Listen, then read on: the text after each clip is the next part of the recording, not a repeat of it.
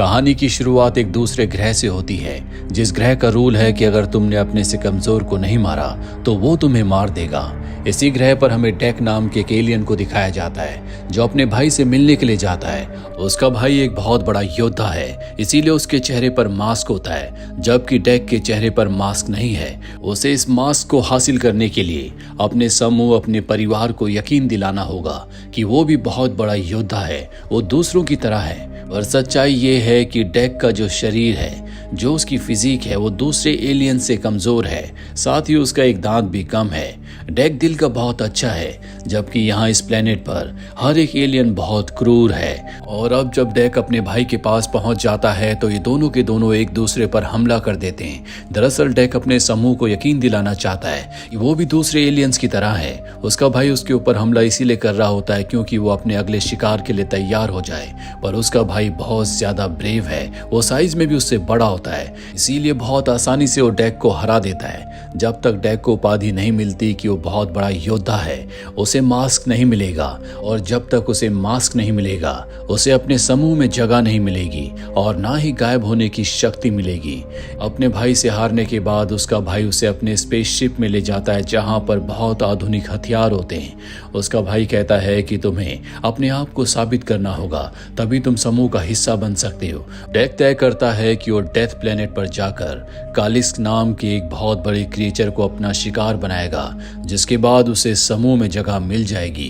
पर यह इतना खतरनाक और शक्तिशाली क्रिएचर होता है जिससे उसके पिता भी डरते हैं। इसीलिए उसका भाई कहता है कि तुम्हें वहां पर नहीं जाना चाहिए, वहां से तुम कभी जिंदा बचकर वापस नहीं आओगे। पर अब डेक ने फैसला कर लिया है कि वो किसी भी कीमत पर डेथ प्लेनेट पर जाकर कालिस्क को अपना शिकार बनाएगा। और अब यहाँ पर डेक के पिता भी आ जाते हैं, जो अपने बड़े बेटे से कहते हैं कि तुमने अब तक डेक को क्यों नहीं मारा। डेक बहुत कमजोर है, ये हमारे समूह का हिस्सा कभी नहीं बन सकता।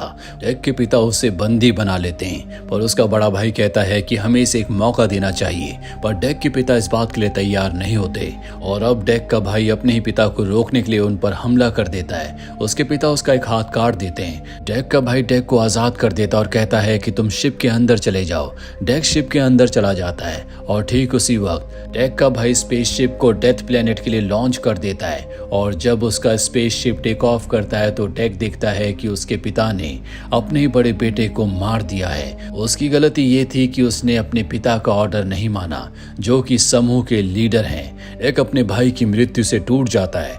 जल्दी उसका स्पेसशिप उस ऑर्बिट में पहुंच जाता है जहां पर वो डेथ प्लेनेट है। उस प्लेनेट पर उसका स्पेसशिप क्रैश हो रहा होता है, इसीलिए अपनी सीट को अपने स्पेसशिप से अलग कर लेता है। डेक की किस्मत अच्छी होती है कि क्रैश लैंडिंग होने के बाद भी वो बच गया है। उसके पास बहुत सारे हथियार हैं और अब वो जंगल में है, जहां आसपास बड़े बड़े पेड़ हैं जो डेक के ऊपर हमला कर देते हैं। दरअसल यहाँ के पेड़ दूसरे जानवरों को, दूसरे जीवों को अपना शिकार बना लेते हैं। डेक के हथियार उन पेड़ों की लताएं अपनी तरफ खींच लेती है, पर डेक के पास अपनी तलवार है जिससे वो पेड़ों की बहुत सारी लताओं को काट देता है। पर अब भी लगातार उसके ऊपर हमला हो रहा है। डेक अपनी जान बचाने के लिए चट्टान के ऊपर चला जाता है, जहां तक उन पेड़ों की लताएं नहीं पहुंच पाती। डेक बुरी तरह से जख्मी हो चुका है। वो अपने घावों को ठीक करता है, जिसके बाद वो आगे बढ़ना शुरू करता है। उसके सामने घास का मैदान आता है जिस पर अजीब तरह के फूल होते हैं, और जैसे वो उनके करीब जाने की कोशिश करता है तो वो अपना रूप बदलकर और भी खूंखार हो रहे होते हैं। डेक बड़ी सावधानी से आगे चल रहा होता है, तभी उसे एक लड़की की आवाज सुनाई देती है जिसे वहां पर बांधा गया है। डेक उसके पास जाता है। वो डेक से पूछती है कि तुम कौन हो और यहाँ पर क्यों आए हो। डेक उसे अपना नाम बताता है, कहता है कि मैं यहाँ पर कालिस्क का शिकार करने के लिए आया हूँ। वो बताती है कि ये जंगल, ये प्लेनेट बहुत खतरनाक है, यहाँ कदम कदम पर मौत है। कालिस्क तक पहुंचने से पहले ये जंगल तुम्हें निगल जाएगा, पर इसमें मैं तुम्हारी मदद कर सकती हूँ। इसके बदले तुम्हें भी मेरी मदद करनी होगी। डेक मना कर देता है। वो कहता है कि मैं एक याउजा हूँ और याउजा वो योद्धा होते हैं जो किसी की मदद नहीं लेते। दरअसल इन एलियंस को याउजा कहा जाता है। तभी उस पर एक प्लांट हमला करता है जिससे वो गिर जाता है और अब वो थिया की तरफ अपना एक वेपन फेंकता है जिससे थिया आजाद हो जाती है। यहाँ पर हमें पता चलता है कि थिया कोई इंसान नहीं बल्कि एक रोबोट है। जिसे वेलेंट युतानी कॉरपोरेशन ने बनाया है। वेलेंट वही कंपनी है जिस कंपनी ने प्रोमीथियस मूवी में पूरे प्रोजेक्ट को दूसरे प्लेनेट पर भेजा था, जिस कंपनी ने डेविड नाम के एंड्रॉयड रोबोट को बनाया था। उसी कंपनी ने थिया को बनाया है जिसे 2 साल पहले इस प्लेनेट पर भेजा गया था और पिछले 2 सालों से वो इस प्लेनेट पर फंसी हुई है, जो कि बहुत ही खतरनाक है। इसके बाद डेक के ऊपर एक उड़ता हुआ ड्रैगन हमला कर देता है, पर इससे पहले कि वो डेक को नुकसान पहुंचाता, थिया उस पर हमला करके उसे मार देती है और इस तरह से वो डेक की जान बचा लेती है। थिया उसे बताती है कि इंसान यहाँ पर आए थे पर वो सरवाइव नहीं कर पाए, उन्होंने मुझे बनाया है। तुमसे पहले भी तुम्हारे समूह के कई लोग यहाँ पर आ चुके हैं पर कोई बच नहीं पाया। मैं तुम्हें कैलिस्क तक ले जा सकती हूँ जिसका शिकार करने के लिए तुम यहाँ तक आए हो, पर इसके बदले तुम्हें मुझे अपने साथ ले जाना होगा। यहाँ पर डेक का जो नेविगेशन यंत्र होता है वो भी खराब हो चुका है, इसीलिए वो तय करता है कि वो थिया को अपने साथ ले जाएगा, जिसके बाद वो थिया को उठाकर अपने सफर पर आगे बढ़ चलता है। थिया रास्ते में उससे कई सारे सवाल पूछती है, दरअसल वो उससे बात करना चाहती है पर वो थिया के सवालों का कोई जवाब नहीं देता। आगे बढ़ते हुए ये एक पतली सी स्ट्रीम तक पहुंच जाते हैं जहां पर बहुत ही खतरनाक मछलियां होती है, लेकिन थिया को पता है कि इन्हें कंट्रोल कैसे किया जा सकता है और अब ये आगे बढ़ जाते हैं। जिसके बाद डेक पेड़ों की कुछ लताओं को काट कर थिया को अपनी बॉडी से बांध लेता है। आगे चलते हुए एक जगह पर रुकते हैं जहाँ पर थिया बताती है कि मैं अपनी सिस्टर के साथ यहाँ पर आई थी, वो भी मेरी तरह एक रोबोट थी, लेकिन हम दूसरे रोबोट से अलग हैं, हमारे अंदर फीलिंग्स है, हम चीज़ों को समझ सकते हैं। 2 साल पहले जब हम यहाँ पर आए थे तो हमने अपना कैंप बनाया था, हम प्लेनेट की चीज़ों को रोज़ एक्सप्लोर करने के लिए बाहर जाते थे और एक दिन कलिस्क ने हमारे ऊपर हमला किया, जिसके बाद मैं अपनी सिस्टर से हमेशा के लिए अलग हो गई। मुझे पूरा यकीन है कि अब भी वो जिंदा होगी। वही हमें उसकी सिस्टर को दिखाया जाता है जो अपने बेस कैंप में वापस आ गई थी और अब उसे रिपेयर करके उसे एक दूसरा टास्क दिया जाता है जिसमें उसे एक बायो वेपन को, जिसका नाम स्पेसिमेन XX0522 है, उसे रिकवर करना है। इस रोबोट का नाम टेसा होता है। टेसा को पता चलता है कि उसकी सिस्टर थिया उसके साथ नहीं है। वहीं डेक को दिखाया जाता है जो थिया के साथ लगातार आगे बढ़ रहा होता है। तब ये देखता है कि घास के मैदान में बहुत बड़ा जानवर घास खा रहा है और ये घास कटीली होती है, इसे छूना या पार करना इतना आसान नहीं है। तभी इस प्लेनेट का एक छोटा सा जीव आता है जो डेक की मदद करना चाहता है, पर तभी वो बड़ा जानवर इन्हें देख लेता है। वो इनके ऊपर हमला करता है पर डेक एक ही वार से अपने हथियार से उसे मार देता है, जो देखकर वो छोटा सा मंकी जैसा जीव जो कि इसी प्लेनेट का है पूरी तरह से अचंभित हो जाता है। पर इससे पहले कि ये दोनों यहाँ से निकलते, पेड़ों पर रहने वाला एक बड़ा टेंटिकल वाला जीव इन दोनों को एक टेंटिकल से पकड़कर ऊपर उठा लेता है। वो इन दोनों को अपने जबड़ों के अंदर डालने वाला होता है कि वो छोटा जीव उस बड़े क्रिएचर को डिस्ट्रैक्ट करता है, जिसके बाद वो उसके पीछे पड़ जाता है और अब डेक उसकी मदद करना चाहता है, इसीलिए एक बहुत बड़े पेड़ को काटता है और उस बड़े टेंटिकल वाले क्रिएचर के ऊपर जाकर अपने हथियार से उसे मार देता है, जिससे उस छोटे जीव की जान बच जाती है जिसने इन दोनों की जान बचाई थी।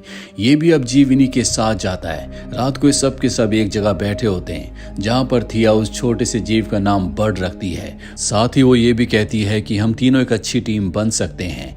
यहाँ पर डेक बहुत खुश होता है क्योंकि उसने बहुत बड़े बड़े क्रिएचर्स को मारा है। हालांकि वो किसी से बात नहीं करता, किसी के सवालों का जवाब भी नहीं देता, लेकिन बर्ड को शुक्रिया कहता है क्योंकि बर्ड की वजह से उसकी जान बची थी। साथ ही अपने बारे में वो इन दोनों को बताता है कि मेरा कोई समूह नहीं है, समूह में जाने के लिए मुझे अपने आप को एक ब्रेव योद्धा साबित करना होगा। मेरे बड़े भाई को मेरे पिता ने ही मार दिया क्योंकि उसने उनके ऑर्डर को फॉलो नहीं किया था। वहीं दूसरी तरफ हमें थिया की सिस्टर टेसा को दिखाया जाता है जिसके साथ उसकी टीम भी है। इनके पास खतरनाक हथियार होते हैं जिनके इस्तेमाल से लगातार आगे बढ़ते चले जाते हैं और उस जगह पहुंच जाते हैं जहां पर डेक का स्पेसशिप क्रैश हुआ था, जिसमें डेक जख्मी हो गया था। उसके खून के निशान भी वहां पर होते हैं, जिससे टेसा समझ जाती है कि यहाँ पर कोई योद्धा एलियन है जो अब भी जिंदा है। दरअसल वो भी अपनी सिस्टर थिया को ढूंढ रही है। दूसरी तरफ हमें थिया को, डेक को और बर्ड को दिखाया जाता है जो अगली सुबह अपने सफर पर चलने के लिए तैयार हो जाते हैं। पर अब डेक बर्ड को अपने साथ नहीं ले जाना चाहता। थिया कहती है कि इसे हमारे साथ चलना चाहिए और डेक कहता है कि मैं एक योद्धा एलियन हूँ और हमारे रूल्स के मुताबिक हम शिकार पर अपने साथ कभी किसी को नहीं ले जाते। हम खुद अपना शिकार अकेले करते हैं। इसके बाद डेक और थिया यहाँ से आगे बढ़ चलते हैं। रास्ते में ये एक झरने के पास रुकते हैं, जहाँ पर थिया डेक से कहती है कि तुम्हारे पिता को तुम्हारे बड़े भाई को नहीं मारना चाहिए था। डेक बताता है कि वो हमारे ग्रुप के लीडर हैं और क्योंकि मेरे भाई ने उनके ऑर्डर्स को फॉलो नहीं किया था तो उनके मुताबिक वो कमज़ोर है और कमज़ोर लोगों को हमारे यहाँ मार दिया जाता है। थिया डेक को बताती है कि अर्थ पर भेड़िए होते हैं, उनका जो लीडर होता है उसे अल्फा कहा जाता है, जो सबसे ज़्यादा ताकतवर होता है, लेकिन उसका सबसे बड़ा काम अपने पूरे ग्रुप की रक्षा करना होता है, उन भेड़ियों का भी जो कमज़ोर है। लीडर का मतलब ये नहीं होता कि कमज़ोरों को मार दिया जाए, बल्कि लीडर का मतलब ये होता है कि कमज़ोरों की रक्षा की जाए। पर यह बात डेक को समझ नहीं आती क्योंकि इस तरह के रूल्स उसके प्लेनेट पर इम्प्लीमेंट नहीं होते। अभी दोनों के दोनों यहाँ से आगे बढ़ते हुए उस जगह पहुंच जाते हैं जहाँ पर कलिस्क रहता है। यहाँ पर थिया के सभी साथियों की डेड बॉडीज होती है क्योंकि ये वही जगह है जहाँ पर कलिस्क ने उन सब के ऊपर हमला किया था। थिया को यहाँ पर उसके लेग्स भी मिल जाते हैं जिन्हें वो अपनी बॉडी के साथ अटैच कर लेती है, जिसका मतलब ये है कि वो खुद अपने पैरों पर चल सकती है। वहीं डेक आसमान की तरफ देखता है और कहता है कि आज मैं कलिस्क को मारूंगा, जिसके बाद मैं अपने समूह का, अपने क्लैन का एक योद्धा बन जाऊंगा। लेकिन थिया उसे कहती है कि तुम्हें यहाँ से निकलना होगा क्योंकि मैंने अपनी सिस्टर टीसा को इन्फॉर्म कर दिया है, जल्दी वो अपने बचे हुए साथियों के साथ यहाँ पर पहुंच जाएगी, तुम्हें यहाँ से निकलना होगा। थिया उसे ये भी बताती है कि वेलेंट कंपनी जिसने हमें बनाया था, उनका मिशन कलिस्क को पकड़ना था और अब उसी मिशन को पूरा करने के लिए टीसा यहाँ पर पहुंचने वाली है। वो बहुत ही खतरनाक योद्धा है। ये सारी बातें सुनकर डेक को बहुत गुस्सा आता है। उसे लगता है कि उसके शिकार को ये लोग चुरा रहे हैं, इसीलिए वो यहाँ से आगे बढ़ जाता है। उसे वहाँ पर गैसोलीन मिलता है जिससे वो इस जगह पर आग लगा देता है और आग लगाने के बाद यहाँ पर कलिस्क आता है जो कि बहुत ही विशाल और बहुत ही भयानक है। इन दोनों के बीच में फाइट होती है।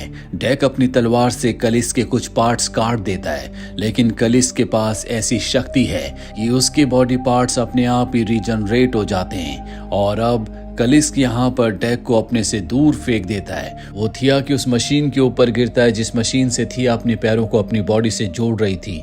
एक बार फिर से उसके पैर मशीन के नीचे फंस जाते हैं और अब कलिस्क वहाँ पर आता है जो कि डेक की तलवार को तोड़ देता है। पर डेक हार नहीं मानना चाहता।